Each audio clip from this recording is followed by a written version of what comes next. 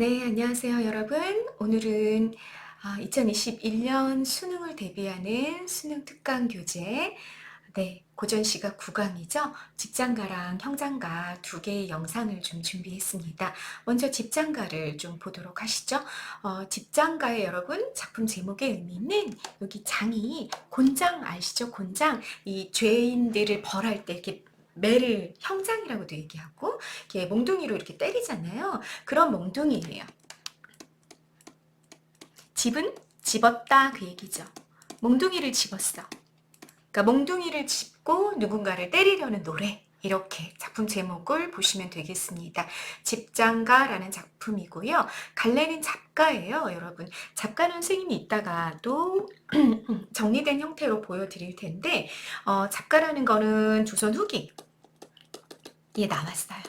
조선 후기에 나왔고 주로 누가 즐겼냐면 향유층이 서민들, 평민층이었어요. 그리고 평민층이 민요 같은 거랑 좀 비교해 본다면 민요는 평민들 누구나가 부를 수 있는 노래였잖아요. 그런데 이 작가 같은 경우는 좀 음악적인 기법 이런 것들을 활용해서 전문 가수들이 있었어요. 전문 가수들이 불렀던 그런 노래를 작가라고 부른다라고 여러분들이 이해하고 가시면 되겠습니다. 조선 후기부터 뭐 개화기 초기 한 20세기 초기까지 그렇게 유행했던 대중가요? 뭐 이렇게 생각하시면 될 것 같아요. 그런데 이제 이 전문 가수들이 노래를 부를 때 내용이 뭐였냐? 그러면 뭐 지금 같은 경우는 이 집장가라는 노래 같은 경우는 춘향가, 판소리 춘향가에서 한 대목을 뽑아와가지고 노래를 만들기도 했고요. 이렇게 이제 사람들이 굉장히 좋아하는 이야기, 뭐 소설 이런 데서 한 부분을 이렇게 떼가지고 와서 그걸 노래로 만든 거죠. 이런 것들이 굉장히 유행을 했고 그걸 작가라고 불렀다. 전문 가수들이 불렀다라고 여러분들이 알고 계시면 될 것 같습니다. 뭐랑 대비해서 작가냐면 작가 하면 여러분 잡스러운 노래 이런 느낌이잖아. 잡스러운 노래. 뭐랑 대비해서 그러냐면 이때까지 유행했던 굉장히 긴 노래로 뭐가 있었냐면 가사가 있었던 거죠. 근데 여러분 가사의 출발은 양반 문화로부터 출발을 했던 거 아시잖아요. 그래서 조선 후기로 가면 우리가 전에 배웠던 간민가 같은 평민 가사들도 나오고 그렇지만 조금 더 좀 우아하고 좀 고상하고 뭐 이런 것들이 좀 있었단 말이지. 이런 성격이. 근데 그거에 대비했을 때 굉장히 쏙스러운, 속된 잡스러운 노래야. 그래서 이제 잡가라는 갈래 명칭이 붙어 있었던 거죠. 굉장히 철저하게 평민적이었다라고 이해하고 가시면 될 것 같습니다. 자, 이 집장가의 성격, 극적이고 서사적입니다. 여러분, 극적이다 그랬을 때 여러분들이 뭘 머릿속에 딱 떠올리시면 되냐면요. 대화를 떠올리시면 돼요. 우리 연극이라는 거 뭐예요? 연극이라는 거 배우들이 나와가지고 막 대화를 주고받으면서 스토리가 전개가 되는 걸 말하잖아요. 그러면 마찬가지죠. 다른 갈래에서도 극적인 성격을 가지고 있어. 그럼 이때 극이라는 건 연극이다. 이렇게 이해하시면 되고요. 연극적인 성격을 가지고 있다라는 거는 기본적으로 등장인물이 있고 이 인물이 어떤 특정한 행동을 하거나 말을 주고받을 거야 라고 머릿속에 극적이라는 단어의 개념을 생각하고 가시면 되겠다라는 얘기입니다. 서사적이다 라고 했을 때도요. 서사는 여러분 가장 대표적인 서사 갈래가 소설이잖아요. 소설처럼 뭐가 있다. 스토리가 있다.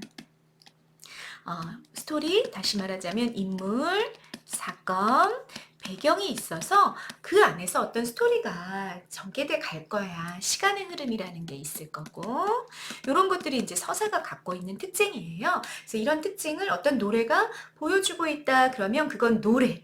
노래는 여러분 서정갈래에 속하잖아요. 그럼에도 불구하고 인물이 있고 사건이 있고 배경이 있어서 시간의 흐름에 따라 스토리가 전개가 돼 간다 그러면 그 노래의 성격은 서사적이야 이렇게 말할 수 있다라는 얘기입니다. 그래서 극적이고 서사적이다라는 게 무슨 개념인지 여러분 우리가 문학에서는 어휘의 의미 잘 알고 가야 되잖아요. 그래서 그런 의미를 좀, 이런 의미를 갖고 있는 단어들이구나, 라는 걸 별표 체크하시고요. 기억하고 가시면 좋겠습니다.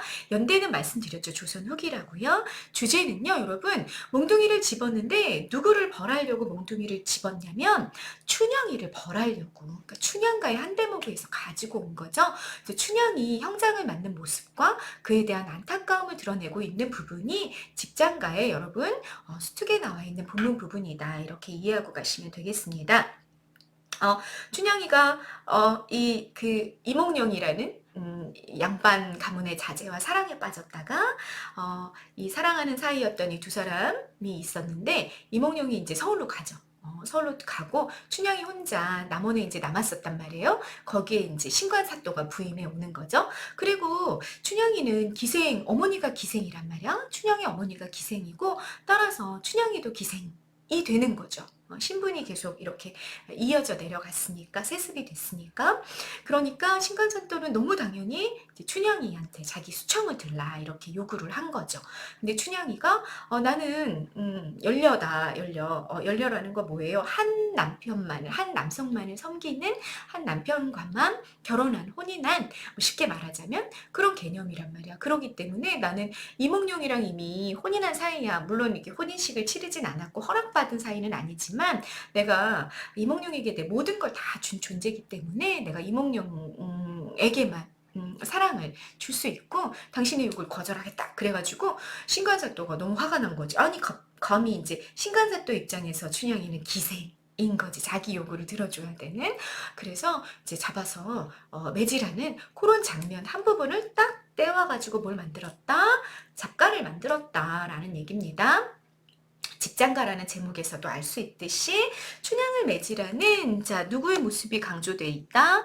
집장 군노의 모습이 그러니까 몽둥이를 집은 그러니까 이 하급 관리죠. 하급 관리인데 집장 군노라는 건 이 형장을 때리는 그런 관리를 말해요. 근데 그 집장 군노의 모습이 되게 강조되어 있다라는 얘기고요. 매질에도 굴하지 않는 춘향의 의지적인 태도를 여러분들이 확인하실 수 있을 겁니다. 어느 부분에서 확인하는지 여러분 보세요. 춘향의 비극적인 상황을 상징적으로 드러내는 구절도 여러분들이 확인하고 가실 겁니다. 자, 여러분 이 본문에서는 세 가지를 잘 보셔야 된다는 얘기지. 첫 번째 뭐냐면 집장군노가 어떻게 묘사되고 있는지 보셔야 되고요.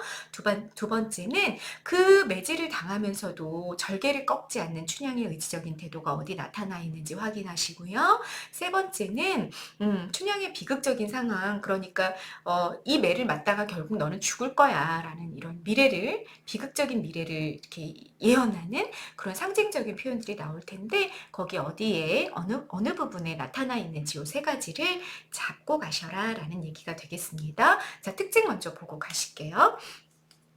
판소리 춘향가에서 춘향이 사또 앞에 끌려 나와 형장을 맡는 대목을 사설로 엮은 것으로 서사적인 내용을 담고 있다. 여러분 서사적인 내용, 인물, 사건, 배경이 있고 시간의 흐름에 따라 스토리를 전개해가는 그런 형식을 보여줄 거다라는 얘기가 되는 겁니다. 뭐에서 따왔다? 춘향가에서 따왔다 한 대목을 됐죠. 형 집행을 준비해요. 형 집행을 그러니까 매를 때리려면 몽둥이를 가지고 와야 되잖아. 거기서부터 실제 집행, 매를 때리는 거죠. 집행이 이루어지기까지 시간의 흐름에 따라 내용이 전개가 돼요. 우리 시간의 흐름에 따라 사건이 일어나는 순서대로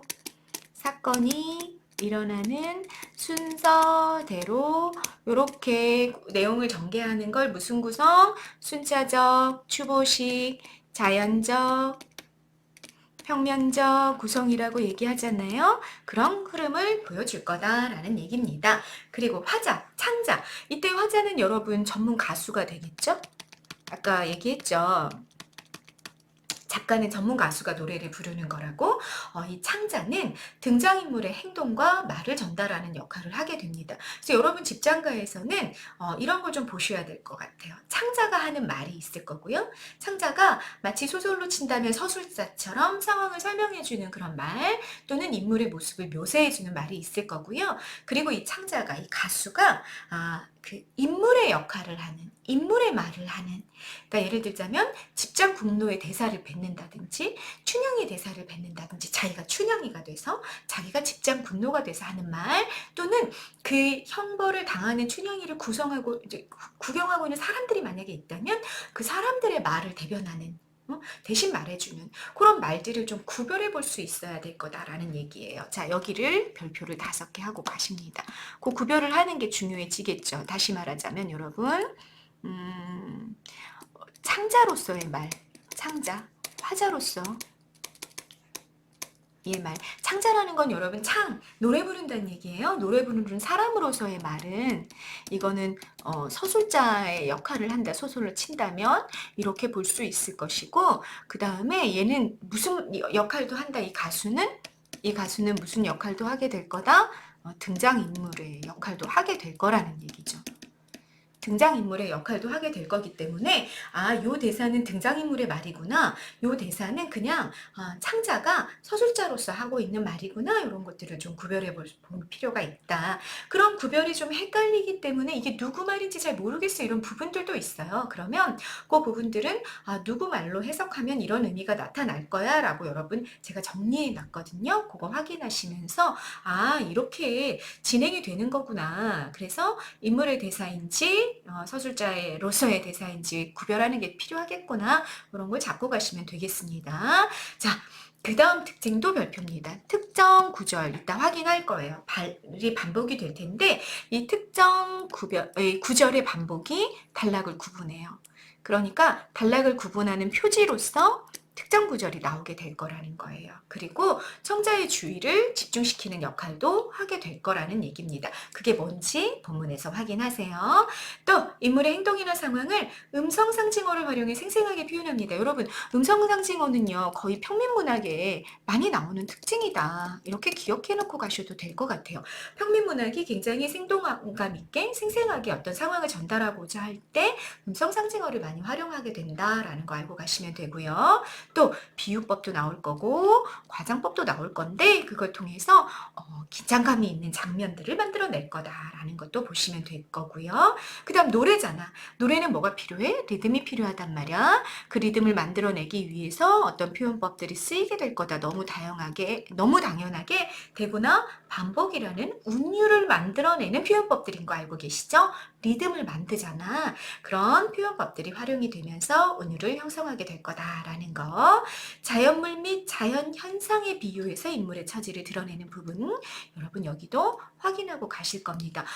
그러니까 여러분 표현법으로 친다면 음성상징어라든지 비유, 과장, 대구, 반복 이런 표현법들이 아주 다양하게 활용이 되면서 이 노래를 듣는 사람들이 아주 재미있고 흥미있게 이 노래를 듣게끔 그렇게 만들어져 있었구나라는 거를 여러분이 본문 앞서서 정리를 좀 해놓고 가시면 되겠다라는 얘기입니다. 자, 되셨죠? 자, 이제 본문 한번 들어가 보십시다.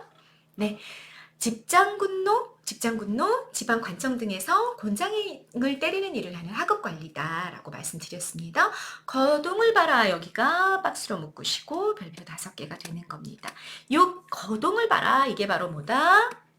반복되면서 문유를 만들고 단락을 구분하는 표지고 화제전환 표지고 청자의 듣는 사람들의 주의를 집중시키는 역할을 하게 된다. 요 별표 5개가 되는 거죠. 됐죠? 판소리 사설체의 말투라는 건 무슨 말이냐면요. 판소리 사설이라는 건 여러분 판소리 대본이야. 판소리 대본 또 보면 다시 말하자면 판소리는 얘는 연행갈래잖아요. 연행갈래라는 건 이렇게 쉽게 생각하시면 돼요. 공연돼서 행해졌다 이렇게 생각하시면 됩니다. 그러면 공연을 보려면 여러분 관객들이 모여 있었겠죠. 관객들이 모여 있는 상태에서 여기도 역시 창자가 있단 말이야. 광대 한 명이 딱 나가가지고 거동을 봐라 이런 거지. 거동을 봐라. 글이 아니잖아. 글이 아니고 어떤 배우를 보고 있잖아. 관객들이. 그러니까 자 우리 춘향이의 거동을 봐라 이런 표현들을 판소리에서 막 아주 흔하게 사용했다는 거죠. 근데 그 판소리 사설체의 말투를 어떻게 했다? 작가가 그대로 가지고 왔다라는 얘기입니다. 이해되셨죠? 그래서 판소리 사설체의 말투란 얘기고요. 요게 반복이 될 텐데 반복이 될 때마다 어떻게 된다? 단락이 끊어지게 될 거다. 그리고 여러분 전체 작품 안에서 어떤 특정 구절이 반복이 된다. 또 특정 단어가 반복이 된다. 그럼 걔는 뭘 만든다?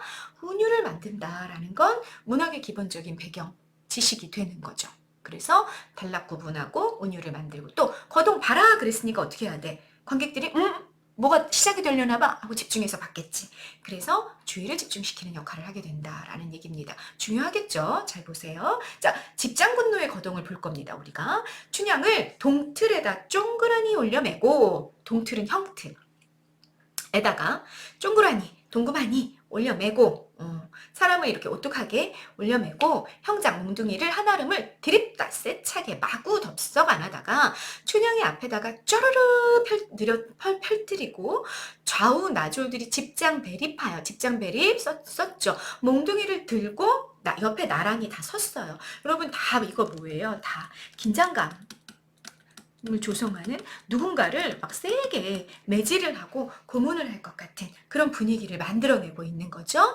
좌우 나졸들이 옆에 나란히 서서 분부 듣주어라 여쭈어라 요거는 뭐예요? 자 여기까지는 서술자의 역할을 하겠지 직장 군노가 그죠? 상황을 설명하고 묘사해 주는 거야. 묘사 상황 묘사 사람들이 지금 어떤 모습을 하고 있고 춘향이는 어떻게 형틀에 매여 있고 이런 묘사를 해줬단 말이야. 그리고 분부 듣주어라 여쭈어라 요 말은 누구의 대사가 되는 거야?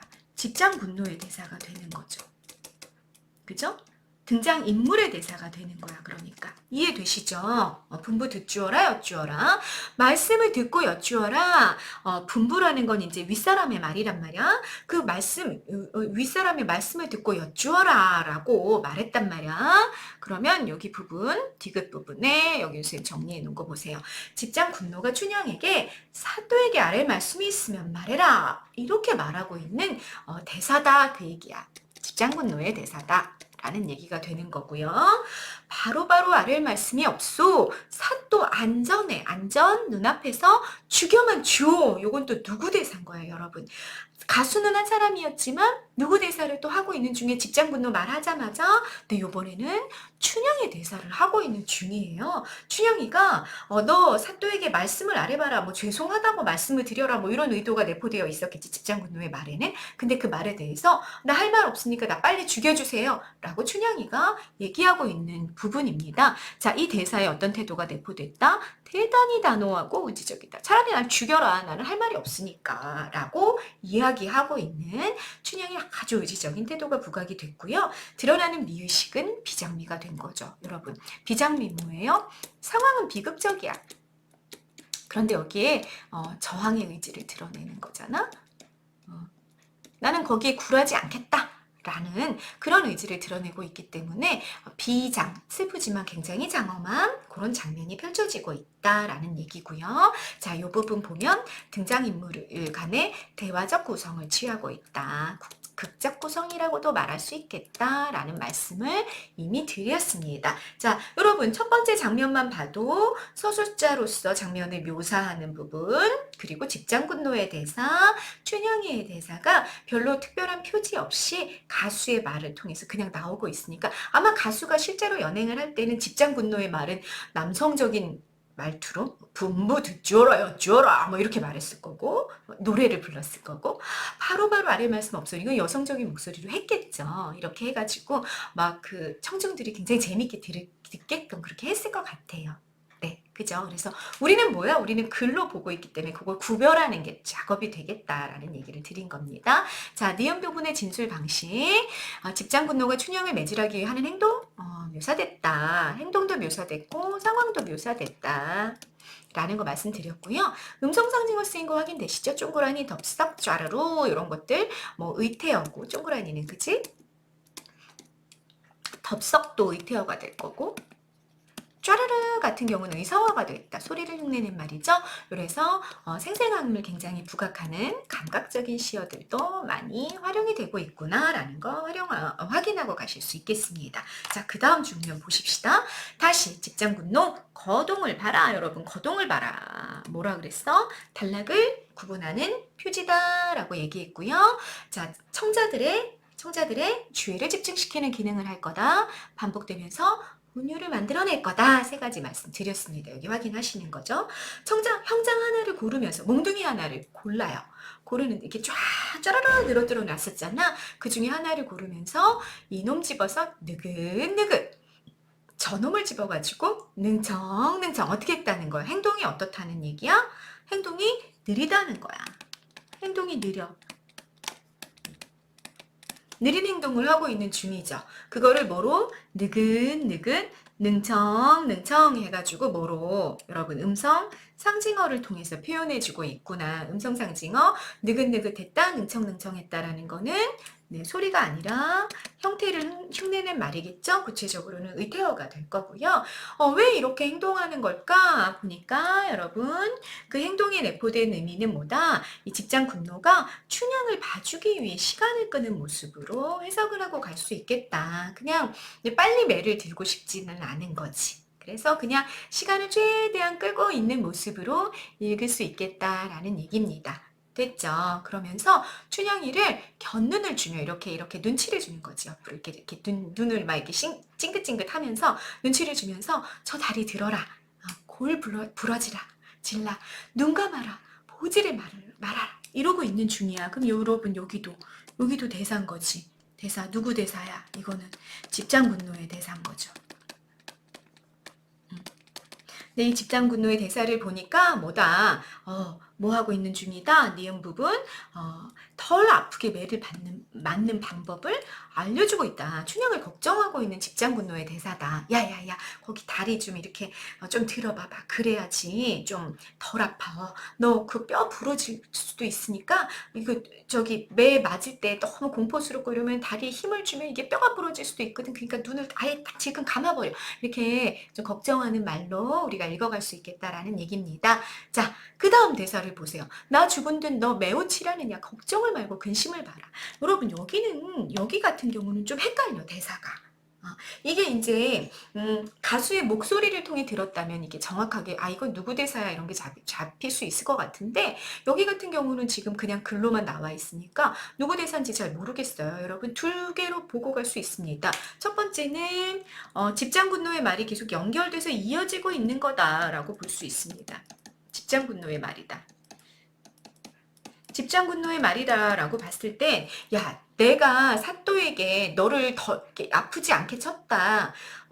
너를 너무 살살 쳤다라는 이유로 내가 죽는다 하더라도, 내가 너를 그렇게 막 너무 가혹하게 치지 않을 거야. 걱정 마, 걱정 마. 하고 춘향을 안심시키는 말이다.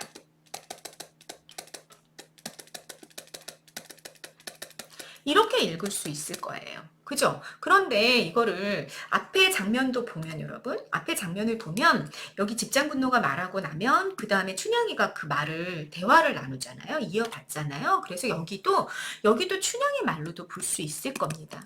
춘향의 말로 봐라. 그러면 야, 나 죽은들, 너가 막 쳐가지고 내가 죽은들, 뭐 내가 너를 뭐 원망하고 그러겠어? 걱정 말고 근심 마라. 나 괜찮으니까 그냥 쳐. 내가 치고 싶은 대로 쳐. 이렇게 말하는 춘향의 말로도 여러분 읽어갈 수 있습니다. 그러면 춘향이 굉장히 의지적인 태도를 부각시키는 거. 야, 나 상관하지 말고 쳐! 라고 얘기하는 그런 이제 춘향의 태도를 부각하는 말로 읽어갈 수도 있겠다. 자, 어떤 의미로 해석을 해도 되고요. 이건 내신 같은 경우는 선생님이 좀 입장을 정해서 말씀을 해주실 것 같고, 만약에 이게 모의고사나 수능에 출제가 된다 그러면 보기를 통해서 또는 선택지를 통해서 어떤 적절한 근거를 제시해 주게 되겠죠. 자, 어떤 것도 가능해질 수 있다라는 정도로 여러분이 기억하고 가시면 되겠습니다. 자, 그 다음 장면 또 바뀌었다. 여러분 장면 바뀐 거 어떻게 알아? 집장군노 거동을 봐라 반복했다. 그죠? 요 구절의 반복을 통해서 단락이 다시 나눠집니다. 형상 하나를 골라쥐고 주체 누군 거야? 주체. 집장군노인 거지.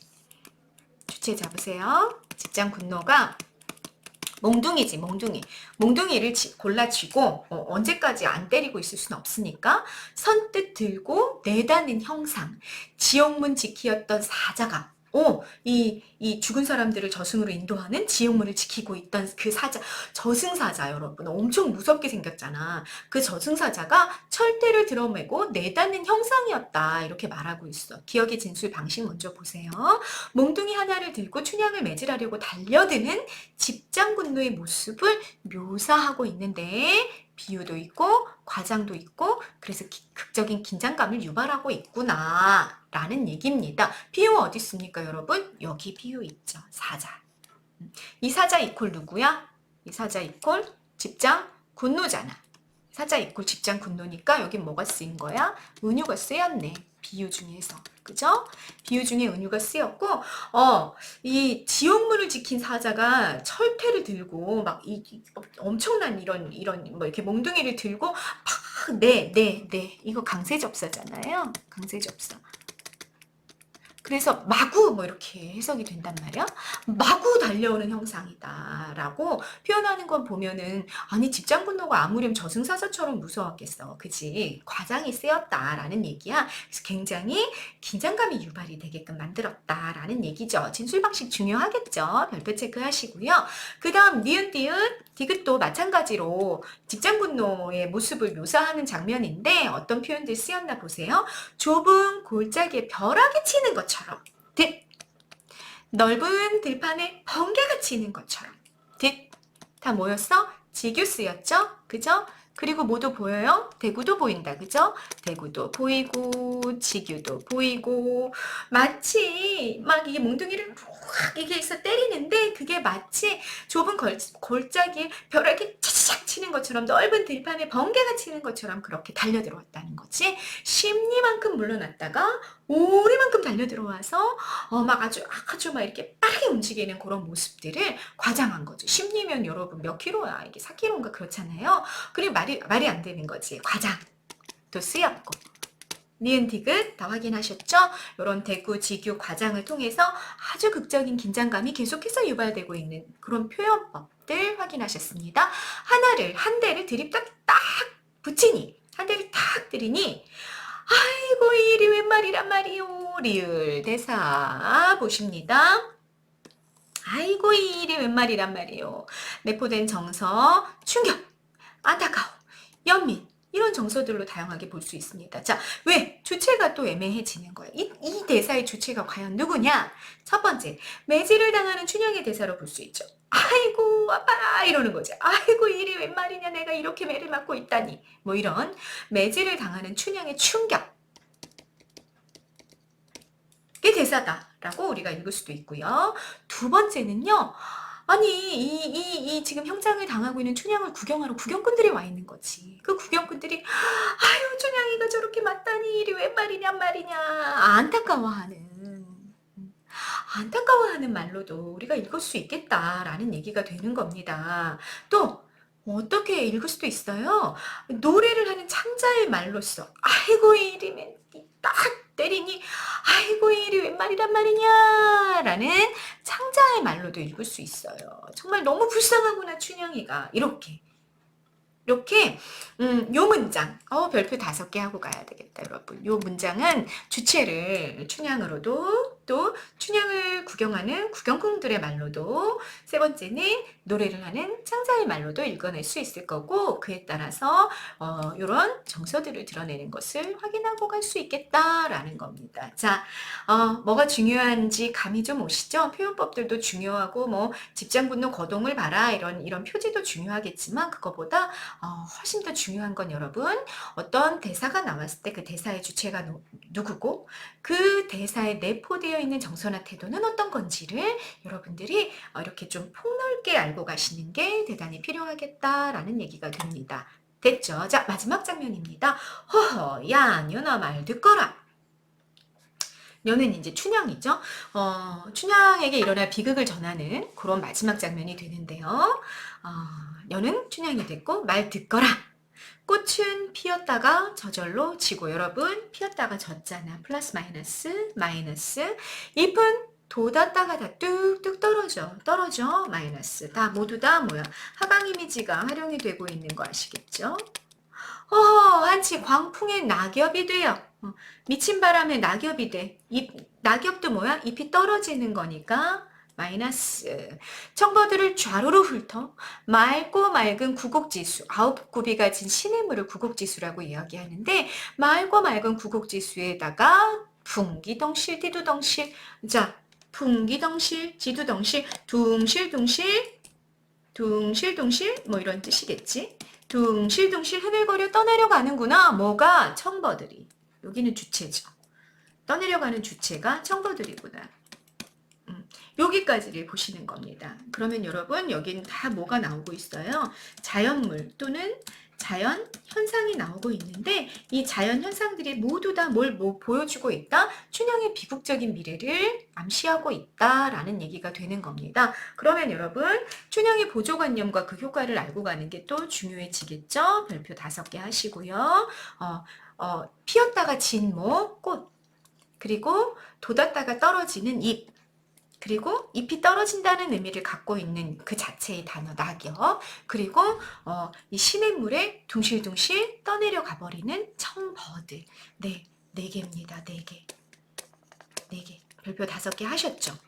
얘네들이 다 모두 춘향의 보조관념이 되는 거예요. 근데 공통적으로 다 뭐야? 다 지거나 떨어지거나 어딘가에 떠내려 가버리는 마이너스. 그 죽음을 상징하는 거죠. 그죠? 소멸, 죽음, 을 상징하고 있는 이런 보조관념 몇 개가 쓰였다? 4개가 쓰였다. 뭐뭐 있었다 여러분? 꽃, 잎, 그 다음 광풍해지는 낙엽, 그 다음 시냇물에 떠내려가는 청보들까지 이 4개가 춘향의 비극적인 죽음을 감각적이고 구체적으로 감각적인 건 주로 시각적인 이미지로 부각을 하고 있다는 거 확인하고 가실 수 있겠습니다. 그래서 여러분 이미지, 시각이랑 하강이 모두 쓰였다라는 거고요. 여기 중에 광풍이라는 거, 미친 바람이라는 이 단어는 시련이나 고난, 변사또의 폭력을 상징하겠다라는 거지. 광풍이 어떤 역할을 했으니까 이 미친 바람이 잎을 떨어뜨렸으니까 그렇다라는 얘기입니다. 그리고 여러분 구국지수라는 것도 맑고 맑은 구국지수니까 여러분 물 자체는 플러스의 의미로 느껴지시잖아요. 근데 우리가 어떻게 해석을 해야 되겠구나. 근데 그 구국지수에 뭐가 됐어? 청보들이 버들가지가 떨어져가지고 떠내려가 버리잖아요. 그래서 여기 이 구국지수는 여러분 여기도 별표 5개 하시고요. 춘향의 상황과 대비돼요. 맑은 물인데 춘향은 죽잖아. 그래서 춘향의 상황과 대비됨으로써 비극성을 부각하는, 춘향의 비극성을 부각하는 아름다운 자연을 의미한다라고 읽어낼 수도 있고요. 그리고 죽음의 상징물로 읽을 수도 있겠다. 여기는 2가지의 의미가 또 가능하겠다라는 걸 정리해 놓고 가시면 됩니다. 첫 번째 뭐라고? 맑고 맑은 구곡지수, 너무너무 아름다운 시냇물이 춘향의 상황과 대비됨으로써 춘향의 비극적인 죽음을 부각하게 될 거다라는 거 하나랑, 2번째 그래서 뭐다? 여기서는 죽음의 상징물로도 활용이 되게 되는 거다라고 이해하시면 되겠다라는 얘기입니다. 자, 음성 상징어 쓰인 거 확인하시고요. 표현상의 특징 중요했죠, 여러분? 춘향의 처지를 자연물을 통해 형상화했다라는 거고요. 그 다음 리얼 문장이 또 말이 못된 너로구나. 이게 또 의미가 또 도대체 이걸 어떻게 해석해야 되는가 의미의 다이성이 또 나타나는 거야. 다양한 의미를 우리가 부여해 볼 수 있겠는데 첫 번째는 사또의 생각을 담은 직장군노의 말. 너 정말 내 말을 안 들어주고 너 진짜 네 맘대로 하는구나. 이 못된 너 이렇게 사또의 말을 생각을 담은 직장군노의 말로 읽을 수도 있고요. 또 2번째 위의 말이 잘못된 것임을 드러내는 창자의 말. 창자의 생각을 담고 있는 말이다라고 봐도 되는 거야. 위의 말이 뭐야? 여기. 야 이년아 너 이제 너 죽었어. 너 꽃은 다 떨어지고 잎이 돋았다 떨어지는 것처럼 넌 이제 죽을 거야 라고 직장군노가 말했는데 그 참 너 못된 말 하는구나 라는 창자의 말로 읽어갈 수도 있습니다. 됐죠? 그리고 마지막 말이 못된 너로구나. 춘향의 말. 야, 너 진짜, 나 죽을 거라고 그렇게 너 말하는데 정말 너 못됐구나. 라는 춘향의 말로도 읽어갈 수 있습니다. 그렇게 됐을 때는 말이 못된 너로구나의 너가 누가 되는 거야? 너는 직장군노가 되겠죠. 그죠? 창자의 말이라고 했을 때도 너는 직장군노. 너의 말이 잘못됐구나라는 직장군노의 말이라고 할 수 있을 거고요. 또 직장군노의 말, 첫 번째 사또의 생각을 담은 직장군노의 말이라고 봤을 때는 너가 또 누구로 바뀌어? 춘향이로 바뀌는 거지. 너 정말 말 못되게 하고 이 관아에서 사또 안전이라고 죽여주세요. 뭐 사또 눈앞에서 죽여주세요 말하는데 너 정말 못됐구나. 이렇게 말하는 걸로도 읽어갈 수 있겠다라는 얘기입니다. 자, 여러분 뭐가 중요한지 감이 오십니까? 어떤 대사가 나왔는데 그 대사의 주체가 누구냐? 그리고 대사의 주체가 누구냐? 그 대사 안에 내포되어 있는 정서나 태도가 무엇이냐? 또 지금처럼 말이 못된 너로구나 라는 지시어가 나왔을 때 이 지시어가 대사의 주체가 달라짐에 따라 지시어도 달라진다. 너라는 주체, 제 지시어의 대상이 달라질 수 있다라는 것들을 여러분들이 다 기억을 해놓고 별표 체크를 하고 가셔야 되겠다라는 얘기입니다. 자, 여러분, 그러니까 간단하게는 반복되는 그 단락 전환의 표지, 직장 굽는 거동을 봐라. 그리고 다양한 표현법들이 어디에 쓰였는지는 굉장히 단순하고 간단한 내용이야. 그거보다 더 중요하게는 뭘 잡고 가야 되겠다. 어떤 부분은 서술자처럼 창자가 상황을 묘사하거나 설명해주는 부분이고, 어떤 부분은 등장인물의 대사를 말하고 있는데 그 대사가 이 대사의 주체가 누구냐라는 것들을 여러분들이 잘 잡고 있어야 된다라는 거. 그리고 대사가 나왔을 경우에는 그 안에 내포되어 있는 정서나 태도를 잡고 있으라는 거. 그리고 비유적인 표현들이 굉장히 많이 나왔으니까 그 비유의 원관념이 뭔지, 이 상징적인 의미가 뭔지를 잘 잡고 있어야 되겠다라는 거. 여러분들 중요하게 포인트로 잡아드립니다. 작가 정리해 놨어요, 여러분. 쌤 텍스트 파일 어디 있는지 아시죠? 거기서 다운받아가지고 정리해 놓으시면 될 것 같습니다. 네, 집정가라는 작품 같이 한번 공부했습니다. 조선욱이 작가였습니다. 두 번째 영상, 형장가에서 다시 한번 만나요.